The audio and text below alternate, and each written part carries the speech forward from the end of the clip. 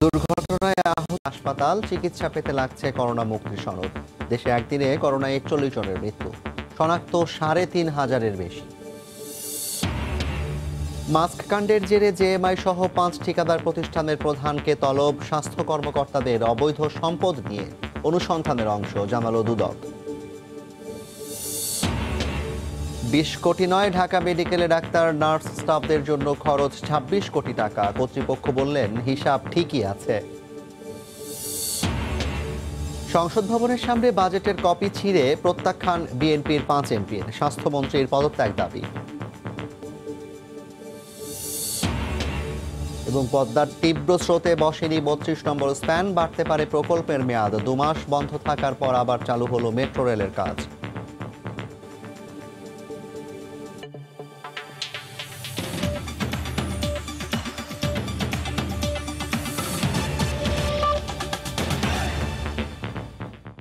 দেখছিলেন শিরোনাম। প্রবাসী সময়ের সঙ্গে আছি আমি জাফর সাদিক। করোনাকালে সাধারণ রোগে আক্রান্ত বা দুর্ঘটনায় আহত শিশুদের চিকিৎসা পেতে চরম ভোগান্তির শিকার হতে হচ্ছে। দিনের পর দিন হাসপাতালের পর হাসপাতাল ঘুরেও চিকিৎসা পাচ্ছে না তারা। বিশেষজ্ঞ চিকিৎসকদের চেম্বার বন্ধ, আর হাসপাতালগুলোতে নানা জটিলতায় শিশুদের চিকিৎসা দিতে আগ্রহী হচ্ছেন না ডাক্তাররা।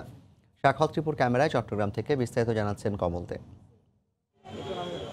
লক্ষ্মীপুরের কামাল হোসেন এবং তার স্ত্রী গত 8 দিন ধরে 4 মাসের শিশু সন্তানকে নিয়ে হাসপাতাল থেকে হাসপাতালে ঘুরছেন, কিন্তু এখন পর্যন্ত চিকিৎসার কোনো সুব্যবস্থাই করতে পারেননি। নার্স যারা তাদের সাথে তারা সহনশীল আচরণ করতেছে না, কথাবার্তা উঠতে বলে। ভোগান্তি তো আছে, ডাক্তার পাওয়া যায় না, নার্সদেরকে বলে নার্সরা সিধা কথা বলে না, ডাক্তার দেখায় দেয় না, উত্তর দেয় না, অনেক ভোগান্তি। সুস্থ বাচ্চাদের কিভাবে করোনা হবে, ওরা তো এটা জিনিসটা দেখতে হবে, না দেখে দেওয়া হবে না। শত শত অভিভাবক তাদের শিশু সন্তানদের নিয়ে ঘুরছেন এক হাসপাতাল থেকে আরেক হাসপাতালে। এমনকি দুর্ঘটনায় কবলিত শিশুরাও চিকিৎসা সেবা নিতে ভোগান্তির শিকার হচ্ছে। শুধুই যে সামান্য জ্বর কিংবা শ্বাসকষ্টে আক্রান্ত শিশুদের ভোগান্তিতে পড়তে হচ্ছে তা কিন্তু নয়। এসব রোগের পাশাপাশি নানা ধরনের দুর্ঘটনায় কবলিত শিশুদেরও ভোগান্তিতে পড়তে হয় এই হাসপাতালে এসে। আগে তাদের পরীক্ষা করা হয় তারা করোনা আক্রান্ত কিনা, আর এর ফলে দীর্ঘ সময় পেরিয়ে যাচ্ছে এই শিশুদের চিকিৎসায়। করোনা সংক্রমণ শুরু হওয়ার পরপরই বিশেষজ্ঞ চিকিৎসকরা চেম্বারে আসা বন্ধ করে দেন। ফলে সরকারি হাসপাতালগুলো এখন চিকিৎসার একমাত্র ভরসা, কিন্তু সেখানেও মিলছে না সেবা। করোনা ফ্লু নাকি সাধারণ ফ্লু, এই দুটো যেহেতু ডিফারেন্স করা যাচ্ছে না, সেই জন্য আমাদের শিশুগুলো খুব ভালনারেবল কন্ডিশনে আছে। হসপিটালগুলোতে কোভিড এবং নন কোভিড কর্নার অথবা ফ্লু কর্নার করে তাদের যে স্বাস্থ্যসেবা সেটা নিশ্চিত করতে হবে। শিশু রোগীদের চিকিৎসা নিশ্চিতের জন্য বিশেষ কৌশল নেওয়ার কথা বলছেন চিকিৎসক শিক্ষকরা। ক্লিনিক্যালি জাজ করে, ক্লিনিক্যালি রোগীর লক্ষণ দেখে, উপসর্গ দেখে একটু রোগীকে করে সঠিকভাবে চিকিৎসা করার জন্য, এবং পরীক্ষা নিরীক্ষা আস্তে আস্তে করাবে চিকিৎসার পাশাপাশি, আর না হয় রোগীগুলো অনেক কষ্ট পায়। 70 লাখ নগরবাসীর চট্টগ্রামে শিশুদের জন্য বিশেষায়িত কোনো হাসপাতাল নেই। কমল দে, সময় সংবাদ, চট্টগ্রাম। একদিকে চিকিৎসা সেবার যখন এই দশা, তখনও মানুষের মনে আশার আলো যোগাচ্ছে বিদ্যানন্দ ফাউন্ডেশন। মাত্র 2 সপ্তাহে চট্টগ্রামে 100 শয্যার ফিল্ড হাসপাতাল তৈরি করে করোনা রোগীদের জন্য উন্মুক্ত করে দিয়েছে তারা। সাধারণ মানুষের টাকায় নির্মিত এই হাসপাতালে বিনামূল্যে সব ধরনের সেবা দেওয়া হবে, যেখানে শুধুমাত্র আইসিইউ ছাড়া বাকি সব সুযোগ সুবিধাই নিশ্চিত করা হচ্ছে। সাখাওয়াত ত্রিপুর ক্যামেরায় কমলদের রিপোর্ট। নগরীতে জনসংখ্যার তুলনায় হাসপাতালের সংখ্যা একেবারে নগণ্য। এর মাঝে করোনা রোগীর সংখ্যা আশঙ্কাজনক হারে বাড়তে থাকায় পুরো চিকিৎসা কার্যক্রমে ভেঙে পড়ার উপক্রম। হাসপাতালে ঘুরেও করোনা রোগীরা সেবা পাচ্ছে না। এই অবস্থায় করোনা রোগীদের সেবায় এগিয়ে এসেছে বিদ্যানন্দ ফাউন্ডেশন। পুলিশের সহযোগিতায় নগরীর পতেঙ্গা এলাকায় মাত্র 2 সপ্তাহে তৈরি করেছে 100 শয্যার ফিল্ড হাসপাতাল। আমরা এই হাসপাতালের মাধ্যমে নগরবাসীকে সহযোগিতা করতে প্রস্তুত আছি।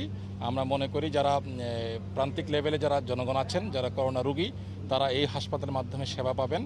এই হাসপাতালে কেন্দ্রীয় অক্সিজেন ব্যবস্থার পাশাপাশি প্রতিটি বেডের সাথে সংযুক্ত থাকছে করোনা রোগীদের জন্য অত্যাবশ্যকীয় অক্সিজেন সিলিন্ডার। এই হাসপাতালে নিয়মিত চিকিৎসকদের সাথে প্রবাসী বাংলাদেশি চিকিৎসকরা এখানে স্বেচ্ছাশ্রমে চিকিৎসা দেবেন। আমাদের সেন্ট্রাল অক্সিজেন সিস্টেম আছে, একদম কোভিড রোগীর জন্য বেসিক যা প্রয়োজন সেটির নিশ্চয়তা এখানে আছে, প্লাস আমাদের সেবা। সংক্রমণ বেদি হওয়ার কারণে চিকিৎসা সংশ্লিষ্ট কর্মচারী পাওয়া অনেকটা কঠিন, তাই হাসপাতালে প্রস্তুত করা হচ্ছে দক্ষ স্বেচ্ছাসেবক টিম। চলছে নিবিড় প্রশিক্ষণ এবং মোটিভেশনাল কার্যক্রম। একটা হচ্ছে ফিমেল ওয়ার্ড, আর এটা হচ্ছে মেল ওয়ার্ড। সুবিধা হচ্ছে সম্পূর্ণ ফ্রি, সব কিছুই, রুগীর কোনো বাইরে থেকে কোনো কিছুই জানতে হবে না, সব কিছু এখান থেকে হসপিটাল থেকে দেওয়া হবে। বৃহস্পতিবার থেকেই রোগী ভর্তি শুরু হবে।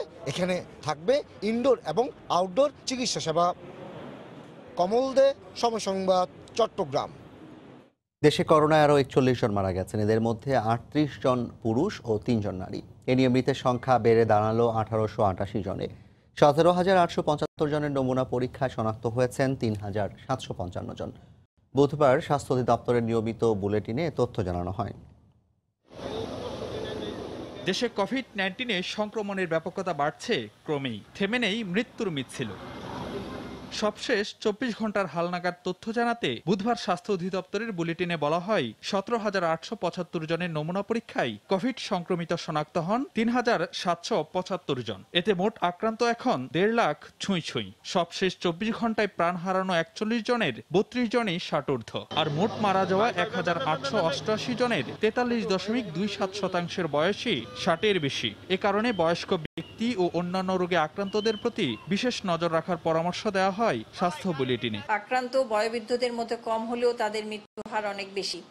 কাজেই বয়োবৃদ্ধরা যেন আক্রান্ত না হয় সেই জন্য সবাই, পরিবারের সকলেই সচেষ্ট থাকবেন, সতর্ক থাকবেন, সচেতন থাকবেন। বুলেটিনে অন্তঃসত্ত্বা নারীদের প্রতি যত্নশীল থাকার উপর গুরুত্ব দেওয়া হয়। আবারও বলা হয় মায়ের দুধের মাধ্যমে করোনা সংক্রমণের ঝুঁকি নেই। আপনারা আপনাদের শিশুদেরকে দুগ্ধ পান করাবেন এবং অবশ্যই আপনি মাস্ক পরে নিয়ে শিশুকে দুধ পান করাবেন। বুলেটিনে দাবি করা হয় আক্রান্ত ব্যক্তির সংখ্যা বাড়লেও এখনো দেশের বিভিন্ন হাসপাতালে যথেষ্ট শয্যা ফাঁকা রয়েছে। সারা দেশে কোভিড নির্ধারিত 14,748টি শয্যার বিপরীতে চিকিৎসাধীন আছেন 4,873 জন, আর 381 আইসিইউর মধ্যে রোগী রয়েছে 216টিতে।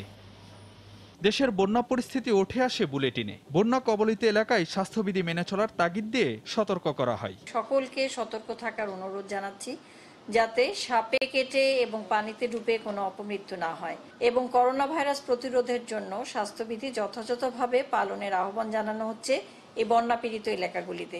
বন্যা পীড়িত অঞ্চলে খাবার, স্যালাইন ও প্রয়োজনীয় ঔষধ স্বাস্থ্য অধিদপ্তর পৌঁছে দিচ্ছে বলেও জানানো হয়। ফারুক ভাইয়া, রবিন, সময় সংবাদ, ঢাকা। করোনার সবশেষ পরিস্থিতি নিয়ে স্বাস্থ্য অধিদপ্তরের বুধবারের বুলেটিন বিশ্লেষণ করেছেন রিপোর্টার আজহার লিমন। আজকের বিশ্লেষণে করোনা সংক্রমণের আজ 116তম দিন। প্রায় 4 মাসের অব্যাহত সংক্রমণে রোগীর সংখ্যা প্রায় 1.5 লাখ ছুঁই, মৃতের সংখ্যা 2,000-এর কাছাকাছি। আজকের বিশ্লেষণে তুলে ধরব কোভিড পরিস্থিতির নানা দিক। শুরুতেই গেল 24 ঘন্টার সার্বিক চিত্র। গেল 24 ঘন্টায় পরীক্ষা করা হয়েছে 17,875 জনের নমুনা, যাদের মধ্যে কোভিড শনাক্ত হয়েছে 3,775 জনের দেহে। গেল 24 ঘন্টায় মৃত্যুবরণ করেছেন 41 জন, মোট মৃতের সংখ্যা দাঁড়ালো 1,888 জন। গেল 24 ঘন্টায় সুস্থ হয়েছেন 2,484 জন, মোট সুস্থের রোগীর সংখ্যা দাঁড়ালো 62,102 জন। করোনায় আক্রান্ত হয়ে গেল 1 মাসেই মৃত্যুবরণ করেছেন 3 ভাগের 2 ভাগ রোগী।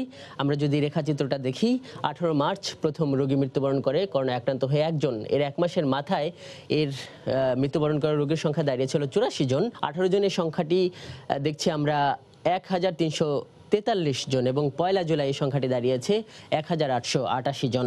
শেষ করব দক্ষিণ এশিয়ার সর্বাধিক আক্রান্ত দেশগুলোর সঙ্গে তুলনা করে।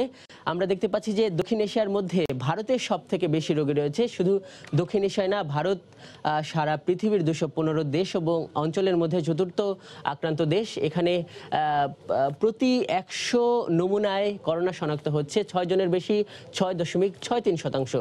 মৃতের হারটা আমরা দেখতে পাচ্ছি 2.97%। দ্বিতীয় অবস্থানে রয়েছে পাকিস্তান, তৃতীয় অবস্থানে রয়েছে বাংলাদেশ। এইখানে আমরা দেখছি যে শনাক্তের হারটা 19.03% এবং মৃতের হারটা 1.26%। এই বিশ্লেষণ থেকে দেখা যায় যে দক্ষিণ এশিয়ার সর্বাধিকই 5 দেশে মৃতের হার সব থেকে কম নেপালে, এরপরই রয়েছে বাংলাদেশ। মাস্ক কাণ্ডের জেরে জেএমআই সহ 5 ঠিকাদার প্রতিষ্ঠানের প্রধানকে তলব করেছে দুদক। স্বাস্থ্য ও পরিবার কল্যাণ মন্ত্রণালয় ও স্বাস্থ্য অধিদপ্তরের কর্মকর্তাদের বিরুদ্ধে কোটি কোটি টাকা আত্মসাতের মাধ্যমে অবৈধ সম্পদ অর্জনের অভিযোগ তদন্তের অংশ হিসেবে তাদের তলব করা হয়েছে। করোনা ভাইরাসে আক্রান্তদের চিকিৎসায় হাসপাতালগুলোতে N95 নামে যে মাস্ক দেওয়া হয় সেগুলোর মান নিয়ে শুরু থেকেই প্রশ্ন ওঠে। অভিযোগ ওঠে সরবরাহকৃত মাস্ক আসল N95 মাস্ক নয়। গণমাধ্যমের বিভিন্ন রিপোর্টে উঠে আসে স্বাস্থ্য মন্ত্রণালয়, স্বাস্থ্য অধিদপ্তর ও কেন্দ্রীয় ঔষধাগারের এক শ্রেণীর কর্মকর্তার যোগসাজশে নকল N95 মাস্ক মুন্সিগঞ্জের একটি কারখানায় বানিয়ে কেবলমাত্র সিল বসিয়ে ভুয়া আমদানি দেখিয়ে সরবরাহ করেছে জেএমআই। এ নিয়ে প্রাথমিক তথ্য যাচাই বাছাইয়ের পর গত 17 জুন তদন্ত কমিটি গঠন করে দুদক। 21 জুন স্বাস্থ্য মন্ত্রণালয়ের অধীনে সম্প্রতি নেওয়া সকল প্রকল্প ও কেনাকাটার তথ্য তলব করে দুদক। এছাড়া হিসাব চাওয়া হয় স্বাস্থ্য অধিদপ্তর ও কেন্দ্রীয় ঔষধাগারের কাছ থেকে। শেষ পর্যন্ত মন্ত্রণালয় ও স্বাস্থ্য অধিদপ্তরের কর্মকর্তাদের বিরুদ্ধে অবৈধ সম্পদ অর্জনের অভিযোগ তদন্তে JMI, hospital requisite manufacturing limited সহ 5 ঠিকাদারি প্রতিষ্ঠানের প্রধানকে তলব করে দুর্নীতি দমন কমিশন। সুরক্ষা সামগ্রী এগুলো ইত্তাকার বিষয়গুলো বুঝবার জন্য এবং ইনকোয়ারিটা সম্পূর্ণ করার জন্য এগুলো হয়তো তাদের প্রয়োজন হয়েছে, এই জন্য তারা ওই সকল তথ্য উপাত্ত চেয়েছে। নোটিশে বলা হয়, রাষ্ট্রীয় সম্পদ অপব্যবহারের মাধ্যমে নিম্নমানের স্বাস্থ্য সরঞ্জামাদি ক্রয় ও হাসপাতালে সরবরাহের মাধ্যমে কোটি কোটি টাকা আত্মসাৎ হয়। এমনকি নিম্নমানের সামগ্রী নিয়ে প্রশ্ন তোলায় যাদের বদলি করা হয়েছে তাদেরও প্রয়োজনে জিজ্ঞাসাবাদ করা হবে। কোন সত্য কথা বলাতে বদলি হয়েছে কিনা সেটি বোধহয় দেখবার বিষয়। কেন আপনাকে বদলি করা হলো আপনি একটু আমাদেরকে এক্সপ্লেন দেন, তাহলে আমরা বুঝতে পারবো যে আসলে আপনি যদি সত্যি বলে থাকেন এবং if that is the case of your transfer, then it is a problem. আগামী 8 জুলাই ও 9 জুলাই তাদের জিজ্ঞাসাবাদ করার সময় দেয় দুদক। সেলিয়া সুলতানা, সময় সংবাদ, ঢাকা। 20 কোটি নয়, খরচ হয়েছে 26 কোটি টাকা। ঢাকা মেডিকেল কলেজ হাসপাতালে করোনা চিকিৎসা সেবায় নিয়োজিত স্বাস্থ্যকর্মীদের জন্য এই টাকা ব্যয় হয়েছে বলে দাবি করেছেন কর্তৃপক্ষ। অনিয়ম নিয়ে প্রকাশিত খবরকে মিথ্যা ও উদ্দেশ্য প্রণোদিত বলেও মন্তব্য করেন হাসপাতালের পরিচালক। ঢাকা মেডিকেল কলেজ হাসপাতালের চিকিৎসকদের খাবারের বিল নিয়ে কদিন ধরেই সরব গণমাধ্যম থেকে সামাজিক যোগাযোগ মাধ্যম। বিতর্ক পৌঁছেছে সংসদে। এমন বাস্তবতায় প্রথমবারের মতো আনুষ্ঠানিক সংবাদ সম্মেলনে ডিএমসি কর্তৃপক্ষ। পরিচালক জানান, 2 মে থেকে শুরু করে এ পর্যন্ত প্রায় 4000 কোভিড রোগীকে সেবা দিয়েছে হাসপাতালটি। চিকিৎসক, নার্স, টেকনিশিয়ান, কর্মকর্তা কর্মচারী সহ প্রায় 3800 লোক 3 শিফটে 24 ঘন্টায় নিয়োজিত এই কোভিড যুদ্ধের ফ্রন্টলাইনার হিসেবে। তাদের থাকা, খাওয়া আর যাতায়াত বিল প্রায় 26 কোটি টাকা। বিভিন্ন ইলেকট্রনিক এবং প্রিন্ট মিডিয়া এবং সামাজিক যোগাযোগ মাধ্যমে যে সকল এই বিষয়ে যে সকল তথ্য প্রচার করা হচ্ছে তা একেবারেই ভিত্তিহীন, মিথ্যা, বানোয়াট এবং উদ্দেশ্য প্রণোদিত। চিকিৎসক, নার্স, কর্মকর্তা কর্মচারী, নিরাপত্তা নিয়োজিত আনসার সদস্যদের 2 মাস হোটেলে অবস্থান করে থাকা, খাওয়া, পরিবহন খরচ বাবদ প্রায় 26 কোটি টাকা খরচ হওয়ার সম্ভাবনা রয়েছে। সেই প্রেক্ষিতে ঢাকা মেডিকেল কলেজ হাসপাতালে ব্যয় নির্বাহের জন্য উক্ত 20 কোটি টাকা বরাদ্দ দেওয়া হয়। এই বিলে কোথাও অসঙ্গতি নেই, প্রমাণে চ্যালেঞ্জ ছুড়ে দেয় হাসপাতাল কর্তৃপক্ষ। এখানে দীর্ঘক্ষণ প্রশ্ন অ্যানসার করা এখানে কিছু নাই, ফ্যাক্ট উনি ডেসক্রাইব করেছেন, আপনারা আপনাদের মতো ভেরিফাই করতে পারেন। ডিএমসি পরিচালক বলেন, এই দুঃসময় এমন খবর চিকিৎসকদের মনোবল ভেঙে দিচ্ছে। রাশেদ লিমন, সময় সংবাদ, ঢাকা। জাতীয় সংসদ ভবনের দক্ষিণ প্লাজায় বাজেটের কপি ছিঁড়ে ফেলে বাজেট প্রত্যাখ্যান করেছেন বিএনপির 5 সংসদ সদস্য। করোনা মোকাবিলায় সরকারের ব্যর্থতা ঢাকতে তড়িঘড়ি করে বাজেট দেওয়া হয়েছে মন্তব্য করে স্বাস্থ্যমন্ত্রীর পদত্যাগও দাবি করেন তারা। গতানুগতিক একটি সাধারণ বাজেটের 2020-21 অর্থ বছরের বাজেট ঘোষণার পরপরই 14 জুন গুলশানে ব্রিফিং করে বাজেট প্রত্যাখ্যান করেন বিএনপির মহাসচিব। এরপর বিএনপির সংসদ সদস্যরাও একই পথ অনুসরণ করে এ বাজেটের নানা অসঙ্গতির কথা বলে সংসদে সমালোচনা অব্যাহত রাখেন। সব শেষ বাজেট পাশ হওয়ার পরদিন এ নিয়ে প্রতিক্রিয়া জানাতে প্লে কার্ড হাতে সংসদের দক্ষিণ প্লাজায় জড়ো হন বিএনপির এমপিরা। বাজেটের কপি ছিঁড়ে ক্ষোভ প্রকাশ করেন তারা। সূচনা বক্তব্যে বাজেট প্রত্যাখ্যানের ঘোষণা দেন সংসদ সদস্য জিএম সিরাজ। আমরা জনগণের পক্ষে আজকে এই বাজেট প্রত্যাখ্যান করছি। 4 পৃষ্ঠার লিখিত বক্তব্যে বাজেটকে যেনতেন বাজেট বলে পাশকৃত বাজেটের বিভিন্ন অসঙ্গতি তুলে ধরেন নারী সংসদ সদস্য রুমিন পারহানা। করোনার মতো ভয়ঙ্কর একটা সংকটে যে যাচ্ছে তাই রকমের বাজেট প্রস্তাব করা হয়েছে, সেটার সমালোচনা এড়ানোর জন্যই অধিবেশন সংক্ষিপ্ত করে তড়িঘড়ি করে সরকার শেষ করতে চেয়েছে। পরে সংসদ সদস্য হারুনুর রশিদ তার বক্তব্যে স্বাস্থ্যমন্ত্রীর পদত্যাগ দাবি করে করোনা মোকাবিলায় সরকারি পদক্ষেপের কড়া সমালোচনা করেন। অবিলম্বে স্বাস্থ্যমন্ত্রীর অপসারণ দাবি করছি। অতি সত্বর এই করোনা নিয়ন্ত্রণের জন্য রোডম্যাপ আমাদেরকে দিতে হবে। বিনা চিকিৎসায় যেন কোনো মানুষ না মারা যায় তার জন্য সুনির্দিষ্ট সরকারের পরিকল্পনা জাতির উদ্দেশ্যে ঘোষণা করতে হবে। তবে সংসদ সদস্য উকিল আব্দুস সাত্তার ও জাহিদুর রহমান স্বাস্থ্যগত কারণে উপস্থিত হননি বলে বিএনপি সূত্রে জানানো হয়েছে। এমআর আমিন, সময় সংবাদ, ঢাকা। করোনা ভাইরাসের সংক্রমণ প্রতিরোধে আগামী 4 জুলাই থেকে দক্ষিণ সিটি কর্পোরেশনের ওয়ারি এলাকা লকডাউনের প্রস্তুতি শুরু হয়েছে। সিটি কর্পোরেশন বলছে লকডাউন বাস্তবায়নে সব ধরনের ব্যবস্থা নেওয়ার নির্দেশনা রয়েছে তাদের। তবে স্থানীয় বাসিন্দারা মনে করেন কঠোর নজরদারি ছাড়া এই এলাকা পুরোপুরি লকডাউন করা অনেকটাই কঠিন। টিপু সুলতান রোড, জাহাঙ্গীর রোড সহ ওয়ারির 8টি এলাকার করোনা ভাইরাস সংক্রমিত রেড জোন হিসেবে চিহ্নিত করে শনিবার থেকে লকডাউন কার্যকর করতে যাচ্ছে সরকার। এলাকাতেই বাসিন্দাদের নমুনা সংগ্রহের জন্য বসছে বুথ। লকডাউনের নির্দেশনা জানাতে চলছে মাইকিং। 25 জুলাই পর্যন্ত রাজধানী ওয়ারি। তবে ছোট ছোট এলাকাভিত্তিক লকডাউনের এই কৌশল নিয়ে স্থানীয় বাসিন্দাদের রয়েছে মিশ্র প্রতিক্রিয়া। এই মুহূর্তে লকডাউন আমার মতে দেওয়া না দেওয়া সমান কথা। নির্দিষ্ট একটা জায়গা তো আপনি আবদ্ধ করে লকডাউন দিয়ে মানুষকে ধরে রাখতে পারবেন না। এই পদক্ষেপটা আরো আগে নিলে মনে হয় ওয়ারি এলাকার জন্য আরো ভালো হতো। রেড জোনে ঢোকা ও বের হওয়া ঠেকাতে নেওয়া হয়েছে পথগুলো বন্ধ করার পাশাপাশি কঠোর নজরদারির উদ্যোগ। আমরা যখন দায়িত্ব নিয়েছি তখন ইনশাল্লাহ আমাদের 16টা পয়েন্ট আছে, আমরা 2টা বাদ দিয়ে সবগুলো ব্লক করে দেব। 2টা রাস্তা রাখছি ইন অ্যান্ড এক্সিটের জন্য। স্বাস্থ্য অধিদপ্তরের নির্দেশনা অনুযায়ী সব ধরনের প্রস্তুতি নেওয়া হচ্ছে বলেও দাবি তার। আমার ঠিক পেছনেই 41 নং ওয়ার্ডের শেষ সীমানা, অর্থাৎ লকডাউন হলে এটি বন্ধ হয়ে যাবে। তবে ঠিক ডান পাশে আরেকটি সরু গলি রয়েছে যেখান থেকে চাইলেই খুব সহজেই বের হয়ে যাওয়া যাবে। এখানকার স্থানীয় বাসিন্দারা বলছেন এমন গলি এই এলাকায় অসংখ্য রয়েছে। বিভিন্ন দিকের বিভিন্ন রকমের গলি আছে, এই গলিগুলি আপনার যে আটকানোটা সম্ভব না। একটা প্যাসেজের মধ্যেই 2টা ওয়ার্ডের লকডাউন আছে।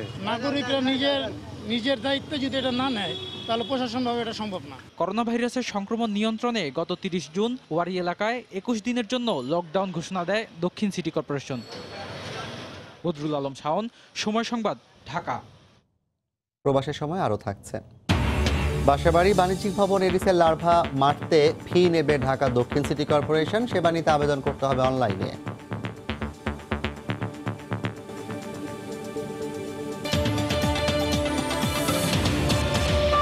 করোনার সঙ্গে এবার যোগ হচ্ছে নদীর তীব্র স্রোত। এতে আবারও গতি কমে আসছে পদ্মা সেতুর কাজে। স্রোতের কারণে এর মধ্যে স্থগিত করা হয়েছে 32 নম্বর স্প্যান বসানোর কাজ। সামনের দিনগুলোতে স্রোত বাড়লে গতি আরও কমে যাওয়ার আশঙ্কা রয়েছে। সব মিলে নির্ধারিত সময়ে কাজ শেষ করতে না পারায় আরেক দফা বাড়তে পারে প্রকল্পের মেয়াদ। সাইফুল ইসলামের ছবিতে এহসান জুয়েলের রিপোর্ট। করোনার দিনগুলোতে নানা প্রতিকূলতায় গতি কমে এসেছে, তবে একদিনের জন্য থামেনি কাজ। সেটার প্রতিফলন এখন জাজিরা প্রান্তে। যতদূর চোখ যায় নদীতে বসে গেছে স্প্যান। জাজিরা থেকে শুরু করে মাঝ নদী পর্যন্ত টানা 29টি স্প্যানে দৃশ্যমান এখন 4.25 কিলোমিটারের বেশি পদ্মা সেতু।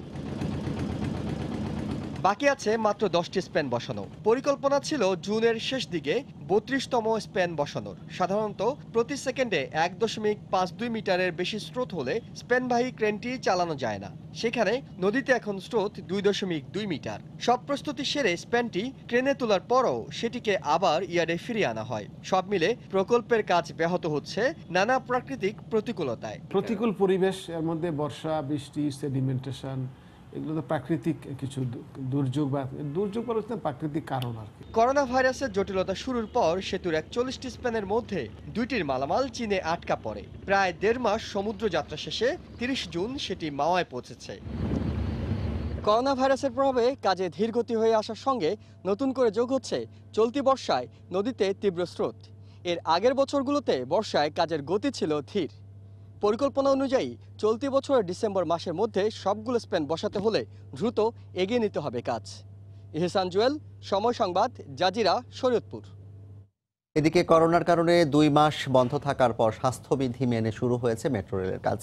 প্রকল্প ব্যবস্থাপক বলছেন, ফিল্ড হাসপাতাল সহ বিভিন্ন উদ্যোগ গ্রহণের মাধ্যমে আগস্টে পুরোদমে কাজ শুরু করতে চান তারা। বিমান ও নৌযোগাযোগ চালু হলে মেট্রোর পরীক্ষামূলক চলাচল শুরু করা যাবে বলেও নিশ্চিত করেন মেট্রো ব্যবস্থাপক। আজহার লিমনের রিপোর্ট, ছবি তুলেছেন SM সালাউদ্দিন। দিয়াবাড়িতে মেট্রো রেলের ডিপো এলাকা থেকে মতিঝিলগামী যে উড়াল পথ শুরু হয়েছে তাতে স্থায়ী রেললাইন বসানো সহ মাঠের নানা কাজ করোনা মহামারীর কারণে মার্চের শেষ দিকে বন্ধ হয়ে যায়। 2 মাসেরও বেশি সময় পর আবার শুরু হয়েছে নির্মাণ কাজ, সীমিত পরিসরে স্বাস্থ্যবিধি মেনে। সেফটি মেনে কাম করতে হবে আর মুখে মাস্ক দিয়ে দূরত্ব বজায় রাখতে হবে। যখন করোনা ভাইরাস ধরা পড়ছে তাদেরকে ওইভাবে কোয়ারেন্টাইনে রাখা হচ্ছে এবং এর ভিতর থেকে কেউ যদি ছুটি যায় তাদেরকে আমরা কোয়ারেন্টাইনে রাখার ব্যবস্থা করছি। 70 নম্বর পিয়ার এলাকায় নির্মাণ করা হচ্ছে শ্রমিকদের কোয়ারেন্টাইন ভবন। কর্তৃপক্ষ বলছে, করোনা বাস্তবতাকে মেনে নিয়েই তারা কর্মপরিকল্পনা সাজাচ্ছেন। প্রকল্প সংশ্লিষ্ট কর্মকর্তা কর্মচারীদের নিয়ে তৈরি করা হচ্ছে একাধিক বিকল্প গ্রুপ, যাতে কার্যকরভাবে সঙ্গ নিরোধ করা যায়। আমরা কয়েকটা হাসপাতালের সাথে ইতিমধ্যে আমরা চুক্তি করেছি। একটা জায়গা আমরা তৈরি করার চেষ্টা করছি যেখানে আমরা নিজেরাই কোভিড টেস্ট করতে পারবো এবং যে অক্সিজেন পর্যন্ত সরবরাহ করা যায় এরকম আমরা ফিল্ড হাসপাতাল আমরা তৈরি করার পরিকল্পনা নিয়েছি। উত্তর স্টেশনের কিছু আগে ভায়াডাক্টের উপর জরিপ করছেন ইতালীয় প্রকৌশলীরা। ভারতীয় প্রকৌশলীরাও ব্যস্ত 2 ও 3 নম্বর স্টেশনের ভেতরের সাজসজ্জা সংযোজনের কাজে। মিরপুর DOHS পর্যন্ত এমন নানা কাজে ব্যস্ত দেখা গেল বিদেশিদের। তবে পুরো ছন্দে ফিরতে অপেক্ষা 12 জন জাপানি পরামর্শকের ফিরে আসার। সরাসরি বাংলাদেশের সাথে যদি জাপানের কোনো বিমান যোগাযোগ নাও থাকে, কিন্তু তৃতীয় কান্ট্রির মাধ্যমে অথবা 1-2টা ট্রানজিট করে যদি বাংলাদেশে আসা যায়, সেই ক্ষেত্রে আমরা তাদের সাথে আলাপ আলোচনা করে যাচ্ছি। মেট্রো রেলের উত্তরা থেকে আগারগাঁও পর্যন্ত অংশের 11 কিলোমিটার উড়াল পথ নির্মাণ শেষ হয়েছে। প্রথম অংশের কাজের অগ্রগতি 72%। দ্বিতীয় অংশ আগারগাঁও থেকে মতিঝিল অংশের কাজও শুরু হয়েছে স্বাস্থ্যবিধি মেনে। এ অংশের বাস্তব অগ্রগতি 40%। কথা ছিল, জুন থেকে শুরু হচ্ছে ট্রায়াল রান। এই লাইনের উপর চলাচল শুরু করবে মেট্রো রেল। কিন্তু করোনা পরিস্থিতি ওলট পালট করে দিল অনেক কিছুই। প্রকল্প সংশ্লিষ্টরা বলছেন, ট্রায়াল রানের জন্য জাপানের কারখানায় প্রথম সেট কোচ তৈরি হয়ে যাবার পর দ্বিতীয় থেকে পঞ্চম সেট কোচ তৈরি হচ্ছে। সংকট কেটে গেলে সমুদ্র পথে জাপান থেকে যা বাংলাদেশে নিয়ে আসা হবে। মেট্রো রেলের ডিপো এলাকা থেকে আজহার লিমন, সময় সংবাদ, ঢাকা। বৃষ্টি আর পাহাড়ি ঢলে বাড়ছে পানি, ভেসে যাচ্ছে লোকালয়, রাস্তাঘাট, মাথা গোঁজার ঠাঁই হারিয়ে নিরাপদ আশ্রয়ে ছুটছে মানুষ। এমন অবস্থা জামালপুর, সিরাজগঞ্জ, বগুড়া, গাইবান্ধা সহ দেশের বিভিন্ন স্থানে। এরই মধ্যে অভিযোগ, এখনও পৌঁছেনি ত্রাণ সহায়তা। তবে স্থানীয় প্রশাসন বলছে, বন্যা কবলিতদের সহায়তা দেওয়া শুরু হয়েছে। ব্যুরো প্রতিবেদক ও জেলা প্রতিনিধিদের পাঠানো তথ্য ছবি নিয়ে রিপোর্ট। প্রচণ্ড স্রোত, হু হু করে লোকালয়ে ঢুকছে পানি। পানির তোড়ে ভেসে গেছে রাস্তাঘাট, বন্ধ হয়ে গেছে আঞ্চলিক সড়কে যোগাযোগ ব্যবস্থা। যমুনা নদীর পানি বেড়ে জামালপুরের ইসলামপুর, মেলান্দহ, দেওয়ানগঞ্জ ও বকশীগঞ্জ সহ 6টি উপজেলার শতাধিক গ্রাম প্লাবিত হয়েছে। পানিবন্দী হয়ে পড়েছেন প্রায় 3 লাখ মানুষ। পানি উঠছে বাড়িতে, মানে 1 কমার পরে ঘরের ভিতরে, মানে আইসি স্কুল ফেলে 6 দিন হবো। পূর্ব বলিয়াদহ গ্রামের সীমা বেগম নিজ ভিটে ছেড়ে পরিবার সহ আশ্রয় নিয়েছেন স্কুলের বারান্দায়। একই স্থানে আশ্রয় নিয়েছে প্রতিবেশী রাশেদা খাতুন ও সাবিনা বেগমও। পানির নিচে বেশ কয়েকটি শিক্ষা প্রতিষ্ঠান, ডুবে গেছে পাট ক্ষেত, আমনের বীজতলা। দুর্গত এলাকায় দেখা দিয়েছে বিশুদ্ধ পানির তীব্র সংকট। ত্রাণ সহায়তা বরাদ্দের কথা জানিয়েছে জেলা প্রশাসন। সরকার তো কোনো কিছু আর কোনো পদক্ষেপ নেই, মানে না যে সমাচার কিভাবে, কি এলাকার মানুষ কিভাবে চলে, কি সমাচার, খুব দুর্ভাগ্য অবস্থায় আছে আমরা। গরু ছাগল পোলাহান নিয়ে একসাথে থাকি। যারা ক্ষতিগ্রস্ত হয়েছে তার তালিকাটা তৈরি করেছি। হ্যাঁ, আর ইতিমধ্যে আমাদের ত্রাণও কিন্তু বিতরণ শুরু হয়েছে। ইসলামপুরে ত্রাণ দেওয়া হয়েছে, তারপর আপনার আমরা উপজেলা পর্যায়ে থেকে ইউনিয়ন পর্যায়ে বরাদ্দ দেওয়া হয়ে গেছে। বসতঘর ভাসছে পানির উপর, মাথা গোঁজার ঠাঁই হারিয়ে প্রাণ বাঁচাতে নিরাপদে আশ্রয়ে ছুটছে মানুষ। এমন অবস্থা সিরাজগঞ্জ সদর উপজেলার নদী তীরবর্তী এলাকায়। পানিবন্দী শত শত মানুষ। গবাদি পশু নিয়ে অনেকেই আশ্রয় নিয়েছেন উঁচু স্থানে। একই অবস্থা গাজীপুর, বেলকুচি, শাহজাদপুর ও চৌহালী উপজেলার 1.5 লক্ষাধিক মানুষের। নিজে করে পেটের খাওয়া, গরু বাছুরের খাওয়া, এটা নিয়ে আমরা খুব অসুবিধা আছি। বসতভিটা, ফসলি জমি হারিয়ে বগুড়ার সারিয়াকান্দি উপজেলার কুতুবপুর এলাকার বেশিরভাগ মানুষ আশ্রয় নিয়েছেন বেড়ি বাঁধে। আমরা বাঁধে আছে, আমরা কোনো সাহায্য পাই না, আমাদের কোনো টিউবওয়েল নাই, পায়খানা নাই, আমাদের জীবন যেমন খুব কষ্টে চলতেছে। বাড়ি জায়গা নাই, জমি নাই, জমি সব ভান নদী মত গেল। গাইবান্ধা ও কুড়িগ্রামের ব্রহ্মপুত্র, দুধকুমার ও ধরলা নদীর পানির কিছুটা কমলেও পানি বিপদসীমার উপর দিয়ে প্রবাহিত হচ্ছে। পানি কমতে শুরু করলেও সুনামগঞ্জের নিম্নাঞ্চলে বন্যা পরিস্থিতি অপরিবর্তিত রয়েছে। রাউজে জাবিদা ঐশী, সময় সংবাদ।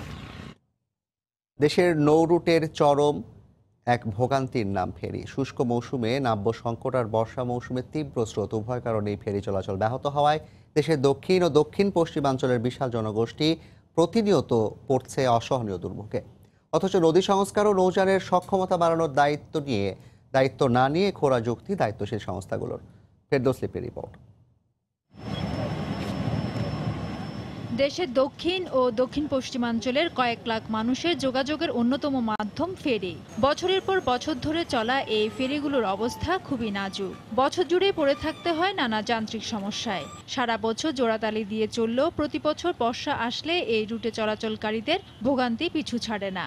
ভরা বর্ষায় তীব্র স্রোতের বিপরীতে ফেরিগুলো চলাচলের অবস্থা যেমন থাকে না, আবার শুষ্ক মৌসুমেও নাব্য সংকটে বন্ধ রাখতে হয়। বিশাল এই জনগোষ্ঠীর ভোগান্তি লাঘবে আসার কোনো কথা না শুনিয়ে বরং সক্ষমতার অভাবের কথা তুলে ধরলেন বাংলাদেশ অভ্যন্তরীণ নৌ পরিবহন কর্তৃপক্ষ। একটা ফেরির স্পিড নরমালি 5 থেকে 6 নটা যখন ফুল লোডে চলাচল করে 12 থেকে 13 কিলোমিটার। তো স্রোতের বেগ ফেরির স্পিডের চাইতে অনেক বেশি। তাহলে আমাদের কি করতে হবে? আমাদের ওই যে টাক দিয়ে ফেরিটাকে টানতে হবে। তো এখন এই টাক দিয়ে টানাটা বেশ রিস্কি একটা ব্যাপার। টাগ মাস্টারকে অথবা টাগের সেরকম শক্তি থাকতে হবে। তো প্রতিটা ফেরি থেকে যদি আমরা টাগ দিয়ে ঠেলে ঠেলে ঢুকাই, সেরকম অতগুলো টাগও আমাদের নাই। তাই একটা কম্প্রোমাইজের মাধ্যমে, একটা সমন্বয়ের মাধ্যমে কাজটা করতে হবে। অন্যদিকে ফেরি ও নৌযানের দায়িত্বে থাকা সংস্থা অর্থনৈতিক সংকট সহ প্রকৃতির উপর ছেড়ে দিলেন সবকিছু। 2 মাসের তো বর্ষা, তার মধ্যে স্রোত হচ্ছে মাত্র 4-5 দিনের জন্য। এই কদিনের জন্য যদি আমি অধিক উচ্চ ক্ষমতা সম্পন্ন ফেরি আনি রাখি, তাহলে তার তেল খরচ পোষানো এবং এটা ইকোনমিক্যালি ভায়াবল না। বর্তমানে দেশের নৌ পরিবহন মন্ত্রণালয়ের অধীনে পটুয়াখালী সেক্টরে 20টি, শিমুলিয়া সেক্টরে 18টি, চাঁদপুরে 5টি এবং লাহারহাটে 4টি ফেরি চলাচল করে। ফেরদৌস লিপি, সময় সংবাদ, ঢাকা। অস্ট্রেলিয়াতে আবারও করোনা পরিস্থিতির অবনতি হয়েছে। গেল 1 সপ্তাহ ধরে বাড়ছে নতুন আক্রান্তের সংখ্যা। তবে বিশাল এই দেশটির 6টি অঙ্গরাজ্যের মধ্যে ভিক্টোরিয়া অঙ্গরাজ্যে এই সংখ্যাটা সবচেয়ে বেশি। অস্ট্রেলিয়া থেকে বিস্তারিত জানিয়েছেন SM আমিনুল রুবেল। গত 9 জুন অস্ট্রেলিয়াতে করোনা আক্রান্ত নতুন রোগীর সংখ্যা নেমে এসেছিল শূন্যতে। এজন্য সরকার নির্ধারিত সময়ের আগেই লকডাউন আরও শিথিল করার অগ্রিম ঘোষণা দিয়েছিল। তারই প্রেক্ষিতে জুলাইয়ের শুরু থেকে অস্ট্রেলিয়ার বেশিরভাগ অঙ্গরাজ্যে লকডাউন শিথিল করার কথা ছিল। তবে নতুন করে করোনা শনাক্তকরণ পরীক্ষা কমে এলেও গত 1 সপ্তাহের বেশি সময় ধরে আরও ধারাবাহিকভাবে বাড়তে শুরু করেছে নতুন করে আক্রান্ত রোগীর সংখ্যা। 2.5 কোটি জনসংখ্যার অস্ট্রেলিয়াতে এখন পর্যন্ত প্রায় 24,56,000 করোনা টেস্ট করা হয়েছে। সর্বশেষ খবর পাওয়া পর্যন্ত অস্ট্রেলিয়াতে আর কোনো নতুন বাংলাদেশি করোনা আক্রান্ত রোগী শনাক্ত হয়নি। এখন পর্যন্ত মারা যায়নি একজন বাংলাদেশিও। So it's really very worried, but আমরা আসলে বেশি ওরিড আমরা আসলে আমাদের দেশের জন্য। আমাদের বাবা মা একা আছে ওখানে, ওনারা হয়তো বা চিকিৎসা পাবে না বা পাবে কি সেটাও আমরা জানি না। অস্ট্রেলিয়া পর্যটন মন্ত্রী জানিয়েছেন 2021 পর্যন্ত অস্ট্রেলিয়ার বর্ডার সাধারণ যাত্রীদের জন্য বন্ধ থাকবে। এ কারণে ভিসা থাকা সত্ত্বেও বাংলাদেশে আটকে পড়েছে অনেক আন্তর্জাতিক শিক্ষার্থীরা। বছরের প্রথম সেমিস্টারের মতো দ্বিতীয় সেমিস্টারও তাদের অনলাইনে করতে হবে। অনলাইন ক্লাসের জন্য আমরা প্র্যাকটিক্যাল শিক্ষা থেকে অনেক দূরে থাকছি এবং আমরা নতুন ফ্রেন্ড সার্কেল বানাতে পারছি না। অনেকে জব হারিয়েছেন, অনেকের কাজ কমে গেছেন, সবার একটা ভিন্ন একটা পরিস্থিতির মধ্যে দিয়ে আমরা যাচ্ছি। জুনের শুরুর দিকে করোনা রোগী কমে যাওয়ায় ও লকডাউনের নিয়ম কিছুটা কমিয়ে দেয় 3 মাস বাসা আটকে থাকা মানুষ আগের মতো বাইরে বেরিয়ে স্বাভাবিকভাবে জীবনযাপনের চেষ্টা করায় আবারও আক্রান্ত রোগীর সংখ্যা বাড়তে পারে বলে বিশেষজ্ঞরা মনে করছেন। SM আমিনুল রুবেল, সময় সংবাদ, অস্ট্রেলিয়া। লকডাউনের কারণে জার্মানির করোনা সংক্রমণ এখন অনেকটাই নিয়ন্ত্রণে। এরই মধ্যে দেশটির বাভারিয়ার প্রত্যেক নাগরিককে করোনা টেস্ট করানোর পাশাপাশি অন্য প্রদেশে কমপক্ষে 1000 মানুষের সমবেত হওয়ার অনুমতি দিয়েছে জার্মান সরকার। তবে জার্মানি প্রবেশে নতুন 14 দেশের তালিকায় বাংলাদেশের নাম না থাকায় হতাশ প্রবাসীরা। জার্মানি থেকে বিস্তারিত জানিয়েছেন বিটু বড়ুয়া। জার্মানিতে করোনা পরিস্থিতির উন্নতি হলেও এখনও বেশ কয়েকটি অঙ্গরাজ্যের নতুন করে আবার সংক্রমণ বাড়ছে। বিশেষ করে মাংস প্রক্রিয়াকরণ এলাকাসহ যেসব জায়গায় পোলট্রি ফার্ম এবং হাঁস মুরগির খামার আছে সেসব জায়গাতে, সেই সাথে নতুন করে ক্যাটারিং প্রতিষ্ঠানগুলোতেও করোনার সংক্রমণ বাড়ায় মানুষের মধ্যে আতঙ্ক সৃষ্টি হয়েছে। এদিকে জার্মানির 16টি অঙ্গরাজ্যের মধ্যে বাভারিয়াতে সব নাগরিককে করোনা টেস্ট করানোর জন্য সিদ্ধান্ত গ্রহণ করেছে সেখানকার মিনিস্টার প্রেসিডেন্ট মার্কুস শ্রেডার। এটা ঠিক যে সংকট থেকে জার্মানি ঘুরে দাঁড়াতে চেষ্টা করছে, তবে এই মুহূর্তে শুধু জার্মানি নয়, পুরো বিশ্বের অবস্থাই করুন। সবই ঠিক হবে, একটু সময় লাগবে। এদিকে সংক্রমণ কমে আসলেও কোনো প্রবাসী বাংলাদেশি নতুন করে সংক্রমিত না হওয়ায় সবখানেই স্বস্তি বিরাজ করছে। সেই সাথে মৃত্যুর খবরও আপাতত নাই। জার্মানিতে অধ্যয়নরত অনেক বাংলাদেশি স্টুডেন্ট এখনো বাংলাদেশে আটকে আছে। অনেকে যারা জার্মানিতে পড়াশোনা করতে ইচ্ছুক তারাও আসতে পারছে না। এদিকে জার্মানিতে করোনা প্রতিষেধক তৈরিতে কাজ করতে থাকা দুটি প্রতিষ্ঠান বিয়নটেক এবং কিউরভ্যাক, তারা মানবদেহে এই টিকার প্রয়োগের মাধ্যমে ভীষণ রকমের আশাবাদী। ইউরোপীয় ইউনিয়ন আশা করছে এই দুটি প্রতিষ্ঠান যদি সফলভাবে তাদের টিকা তৈরির কাজ সম্পন্ন করতে পারে তাহলে অবশ্যই পৃথিবীর জন্য সেটি একটি মাইলফলক হবে। জার্মানি থেকে বিটু বড়ুয়া, সময় সংবাদ। প্রায় 3 মাস লকডাউন থাকার পর নিষেধাজ্ঞা উঠে যাওয়ায় অনেকটাই স্বাভাবিক হয়ে এসেছে সৌদি আরবের জনজীবন। দীর্ঘদিন পর গৃহবন্দী থাকা প্রবাসীরা ফিরতে শুরু করেছেন নিজ নিজ কর্মস্থলে। জেদ্দা থেকে আল মামুন শিপনের রিপোর্টে বিস্তারিত। গেল 2রা মার্চ প্রথম করোনা রোগী শনাক্ত হয় সৌদি আরবে। 14 মার্চ থেকে কয়েক দফায় প্রায় 3 মাস লকডাউন শেষে গত 28 মে থেকে কারফিউর সময়সীমা সাময়িক শিথিলের ঘোষণা দেয় সৌদি সরকার। সরকারি ও বেসরকারি প্রতিষ্ঠান চালু, কর্মীদের নিজ নিজ কর্মস্থলে ফিরে যাওয়া এবং মসজিদ খুলে দেওয়া সহ দেশের অভ্যন্তরে এক শহর থেকে অন্য শহরে যাতায়াতের উপর থেকেও উঠে যায় নিষেধাজ্ঞা। এখন লকডাউন স্থিতিশীল হওয়ার কারণে এখন কাজকাম চলতেছে, কিন্তু বেতন এখনো পাই নাই। দীর্ঘদিন ধরে গৃহবন্দী থাকার পর নিজ নিজ কর্মস্থলে ফিরতে ফেরে স্বস্তি প্রকাশ করেন সৌদি আরবের কৃষিখাতে কর্মরত প্রবাসী শ্রমিকরা। এখন লকডাউন শিথিল হয়েছে, মোটামুটি এখন আস্তে আস্তে হয়তো কর্ম চালু হচ্ছে। তারপরে লোকজনের বেতন টেতন এখনো আসে নাই, আর বিক্রি হয় না, এই জন্য বেতন টেতনও দিতে পারতেছে না। তবে দীর্ঘদিন লকডাউন থাকার কারণে ব্যবসায়িক মন্দার পাশাপাশি অনেক ক্ষতির সম্মুখীন হতে হয়েছে বলে জানিয়েছেন এই বাগান মালিক। লকডাউন খুলে যাওয়ার কারণে আলহামদুলিল্লাহ আমরা একবার স্বাভাবিক পরিস্থিতি আবার ফিরে যাচ্ছি।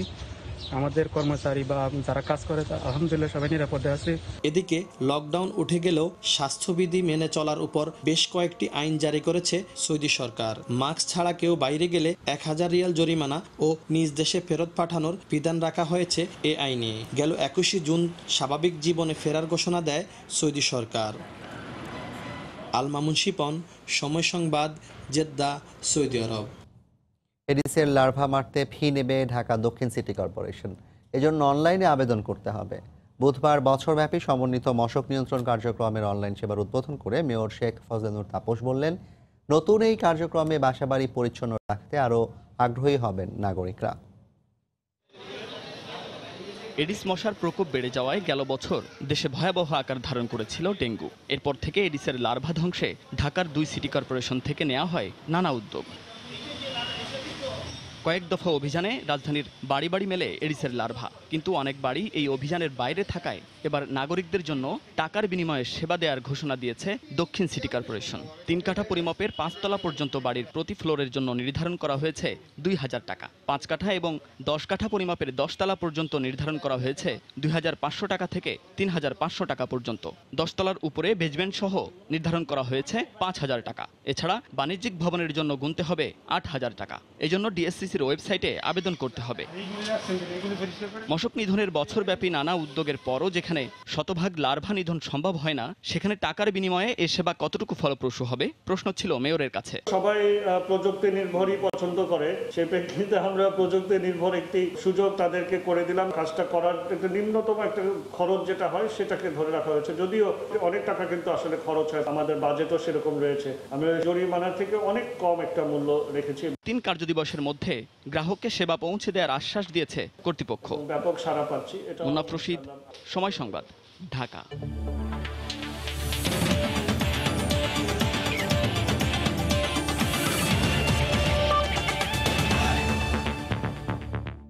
আইসিসির চেয়ারম্যান পদ থেকে সরে গেলেন শশাঙ্ক মনোহর। গতকাল মেয়াদ শেষ হয়ে যাওয়ায় দায়িত্ব ছেড়ে সরে দাঁড়ালেন ভারতীয় এই বর্ষিয়ান আইনজীবী। আপাতত অন্তর্বর্তীকালীন চেয়ারম্যান হিসেবে দায়িত্ব পালন করবেন সংস্থাটির ডেপুটি চেয়ারম্যান ইমরান খাজা। এক বিবৃতিতে সংবাদটি নিশ্চিত করেছে ক্রিকেটের নিয়ন্ত্রক সংস্থা। আগামী সপ্তাহে নতুন চেয়ারম্যান নির্বাচনের প্রক্রিয়া শুরু করবে আইসিসি। 2016 সালে বিনা প্রতিদ্বন্দ্বিতায় সংস্থাটির চেয়ারম্যান নির্বাচিত হন শশাঙ্ক। তিনি ছিলেন আইসিসির প্রথম চেয়ারম্যান। এসব পদের মেয়াদ 2 বছর হলেও প্রথম দফায় 10 মাস পরে দায়িত্ব ছেড়ে দেন তিনি। পরে বোর্ড সদস্যদের অনুরোধে আবারও দায়িত্ব নেন শশাঙ্ক। এরপর 2018 সালে আবারও বিনা প্রতিদ্বন্দ্বিতায় চেয়ারম্যান নির্বাচিত হন এ ভারতীয়। তবে দ্বিতীয় দফারে মেয়াদ শেষের আগে আর দায়িত্ব পালন করতে চান না বলে জানিয়ে দেন তিনি। এরপর থেকেই জল্পনা কল্পনা শুরু হয় কে হবেন আইসিসির নতুন চেয়ারম্যান। এখন পর্যন্ত দৌড়ে এগিয়ে আছেন ভারতীয় ক্রিকেট বোর্ডের প্রেসিডেন্ট সৌরভ গাঙ্গুলি এবং ইসিবি চেয়ারম্যান কলিন গ্রেভস। এ পর্যায়ে শীর্ষ সংবাদ জানিয়ে দিচ্ছি আরেকবার। দুর্ঘটনায় আহত শিশুদেরও ফেরত দিচ্ছে হাসপাতাল। চিকিৎসা পেতে লাগছে করোনা মুক্তির সনদ। দেশে একদিনে করোনায় 41 জনের মৃত্যু, শনাক্ত 3500-এর বেশি। মাস্ক কাণ্ডের জেরে জেএমআই সহ 5 ঠিকাদার প্রতিষ্ঠানের প্রধানকে তলব। স্বাস্থ্য কর্মকর্তাদের অবৈধ সম্পদ নিয়ে অনুসন্ধানের অংশ, জানালো দুদক। 20 কোটি নয়, ঢাকা মেডিকেলে ডাক্তার নার্স স্টাফদের জন্য খরচ 26 কোটি টাকা। কর্তৃপক্ষ বললেন হিসাব ঠিকই আছে। সংসদ ভবনের সামনে বাজেটের কপি ছিঁড়ে প্রত্যাখ্যান বিএনপির 5 এমপির। স্বাস্থ্যমন্ত্রীর পদত্যাগ দাবি।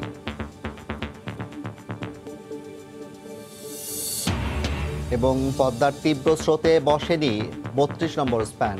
বাড়তে পারে প্রকল্পের মেয়াদ। 2 মাস বন্ধ থাকার পর আবার চালু হলো মেট্রো রেলের কাজ। এই ছিল প্রবাসের সময়। যে কোনো খবর পেতে ভিজিট করুন সময়নিউজ.tv। আপনার মোবাইলে সময় সংবাদ দেখতে ও সব খবর পেতে ডাউনলোড করুন সময় অ্যাপ। এছাড়া এইমাত্র পাওয়া খবর মোবাইলে পেতে SMS করুন *B লিখে পাঠিয়ে দিন 16242 নম্বরে। আর সঙ্গে থাকুন সময়।